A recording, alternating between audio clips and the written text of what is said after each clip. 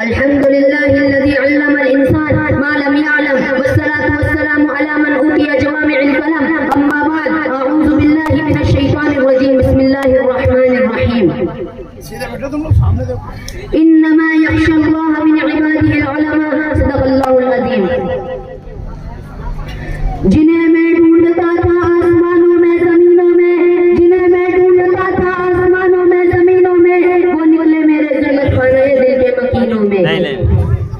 जला सकती है शमा कश्ता को मौजरस इनको, जला सकती है शमा कश्ता को मौजरस इनको, इलाही का छुपा होता है अहले इश्क के सीनों में। ना पूछा घर का पोछोगी आना तो देख इनको, ना पूछा घर का पोछोगी आना तो देख इनको, याद दिला लिए बैठे हैं अपनी आस्तीनों में।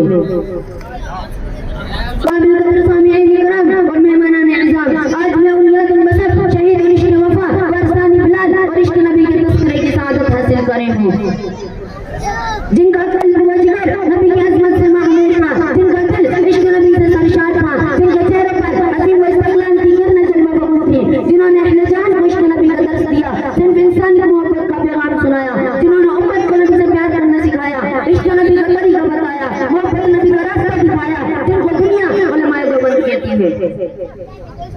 लेकिन मेरा अजीज दोस्तों, मेहरानियत के समंदर में गर्क सरगर्द व परेशान के इस कलील वक्त में ऐसी अजीम शान वसीउन वसीत मौजू पर किसी तरह नमूशाही कर सकूं, जिनका गैरों ने भी खुले अल्फाज में एतराफ किया है।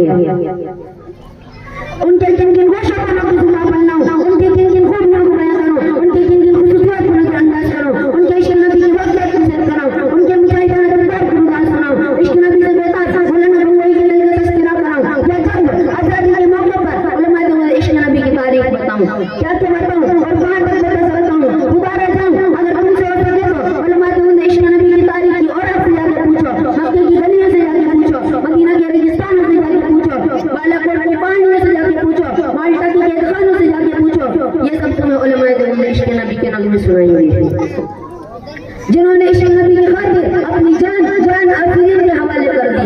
हक तो यह है कि सरजमीन देवबंद पर उलमाए देवबंद की शक्ल में हसन खुदा न होता तो इश्क नबी का तरीका मालूम न होता, मोहब्बत नबी का वजूद न होता, अगर उलमाए देवबंद न होते तो हमें नबी से प्यार करना न आता, अगर उलमाए देवबंद न होते तो हमें नबी को अपने सीनों में बसाना न आता, नबी से चिमटना न आता।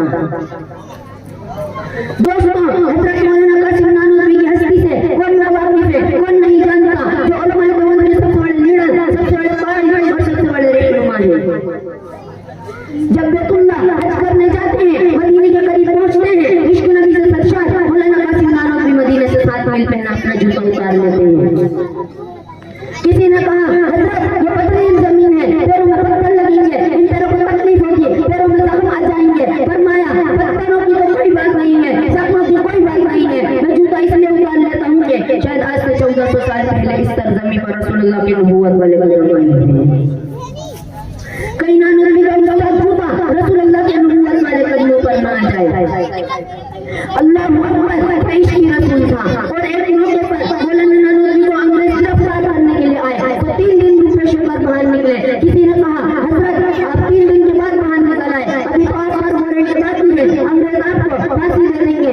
हजरत नानवी ने अजीब बात बयान फरमाया कि अगर मैं 3 दिन गिरफ्तारी के खौफ से नहीं छूटा तो मुझे जान का कोई खतरा नहीं, मुझे जान की कोई परवाह नहीं, इसका कोई गम नहीं, अंग्रेज मुझे पकड़े या फांसी दे दे, मैं अगर भी रुपश नहीं हो सकता। और फरमाया कि खुदा की कसम 3 दिन भी रुपश ना होता, अगर बाद में मेरा पैगंबर 3 दिन न रहता, कहीं पैगंबर की ये सुन्नत छूट में आती।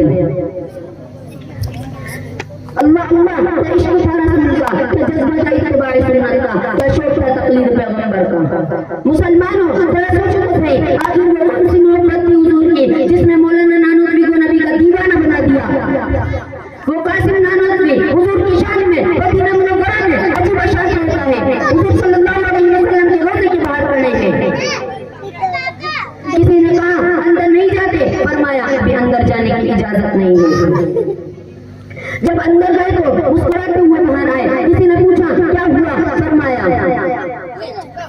मेरे आका का तो मुझ में इतना करम था, मेरे आका का तो मुझ में इतना करम था कि भर दिया दामन फैलाने से पहले। या इतना करम क्यों, यह क्या सिलसिला है, या इतना करम क्यों, यह क्या सिलसिला है, नशा रंग लाया पिलाने से पहले। और हजरत नानुतवी ने रोते को खिताब करके कहा था, हजारों बार तुझ पर ए मदीना में फिदा होता हूँ, हजारों बार तुझ पर ए मदीना में फिदा होता हूँ, जो बस चलता तो मर कर भी ना तुझसे जुदा होता हूँ। दोस्तों, आज की इस्लाम निहाल दुनिया में इश्क रसूल का दावा करने वाले हजारों मिल जाएंगे, मोहब्बत नबी का दावा करने वाले हजारों मिल जाएंगे, इत्तिबाए सुन्नत का दावा करने वाले हजारों मिल जाएंगे, इश्क रसूल का दावा करने वाले हजारों मिल जाएंगे, नबी के नाम पे मर मिटने का दावा करने वाले हजारों मिल जाएंगे। मगर हमें बताओ तो सही है, इन किताबों में कितनी सदाकत है, इन किताबों में कितनी सच्चाई है, इन किताबों में कितनी हक़ानियत है, इन किताबों के अलग कितने इश्क रसूल है, क्या इनकी जुबान से उतर कर इनके दिलों में भी कोई असर है? क्या वो वाक़ईतन अपने दावों में सच्चे हैं? नहीं, और हरगिज़ नहीं, वो अपने दावों में कभी सच्चे नहीं हो सकते। ये मक्कार है, झूठे हैं, फरेबकार है, अवाम को धोखा देने वाले हैं, ईमान का सौदा करने वाले हैं। इसलिए कि अगर इश्क नबी नाम है इसका के, जो चाहे कब्रों पर चादर चढ़ा ले, जो चाहे कब्रों पर बत्तियां सुलगा ले, जो चाहे कब्रों पर उर्स लगा ले, जो चाहे कब्रों पर नाच गाना व कव्वाली की महफिल सजा ले, जो चाहे झूम झूम कर नबी की तारीफ कर ले, नबी की तारीफ में चंद अशआर लिखे। अगर इश्क नबी किसी का नाम है तो ऐसे इश्क नबी को हम तुम्हारे मुंह पर मारते हैं। हमें इश्क रसूल चाहिए। हुज्जतुल इस्लाम हजरत मौलाना कासिम नानूतवी की तरह हमें इश्क रसूल चाहिए। शेखुल हिंद हजरत मौलाना हसीन अहमद मदनी की तरह हमें इश्क रसूल चाहिए। शेखुल इस्लाम हजरत मौलाना महमूद हसन देवबंदी की तरह हमें इश्क रसूल चाहिए। बानिया तबलीगी जमात हजरत मौलाना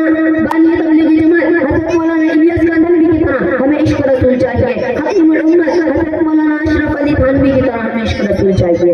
अल्लाह ताला इन सबकी कब्रों पर सैकड़ों रहमतें नाज़िल करे। शहदारिया ने रिसालत के परवानों, इन्हें उलमाए देवबंद की जमात में एक शख्स है जिनको हकीमुल उम्मत मौलाना अशरफ अली थानवी के नाम से याद किया जाता है, जो खंजर चले गलती में तड़पते हैं हम अमीर, जो हकीकी मुसल्लका था, जिनके कल्ब व जिगर रग़बा रेशे में मुसलमानों की सिलाह व फलाह की फिक्र आप पर हर वक्त मुसल्लत रहती थी। इसने आज का सोना जागना, रफ्तार और आराम व राहत सबका सब इसी मशगले की नजर कर दिया। इन्हें कोई मुसलमानों पर मुसीबत आई, ये परेशानी की खबर मिली, वो गम में इसी तरह घुलने लगते थे जैसे किसी शफीक बाप की सुनती औलाद पर मुसीबत आई हो।